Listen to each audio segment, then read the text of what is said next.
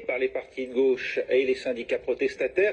Les appels au rassemblement ici en France ce 10 septembre ont été diversement suivis. Seulement 175 000 manifestants dans tout le pays d'après le ministère de l'Intérieur, jusqu'à 250 000 d'après la CGT, pour une fois pas très éloigné. Ça reste très en deçà tout de même des différentes mobilisations contre la réforme des retraites ou même l'acte 1 des Gilets jaunes.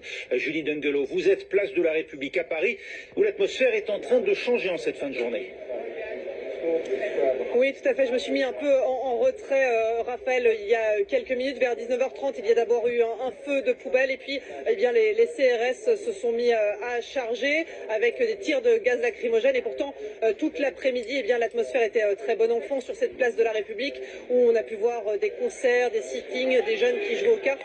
Ce qui nous a marqué tout au long de cette journée, avec James André, nous avons sillonné Paris, c'est à la fois la disparité des slogans, la disparité des revendications. Nous avons commencé cette journée au lycée Hélène Boucher, où nous avons pu parler avec des jeunes qui bloquaient l'entrée de leur lycée, qui nous expliquaient que eux, c'était l'austérité qui les attendait, qui leur faisait peur, et d'autre part, la nomination de Sébastien Lecornu en tant que Premier ministre, cette continuité avec François Bayrou, qui les rendait très en colère, et raison pour laquelle ils bloquaient leur lycée. Ensuite, nous nous sommes rendus gare du Nord, où nous avons pu voir plusieurs centaines de manifestants, certains essayant de pénétrer dans la gare pour bloquer les voies et repoussés par les gendarmes, et avec des discours beaucoup plus disparates, certains discours politiques comme ceux dont je viens de vous parler, et d'autres qui étaient beaucoup plus divers, des luttes antiracistes, des luttes féministes, et aussi énormément de drapeaux palestiniens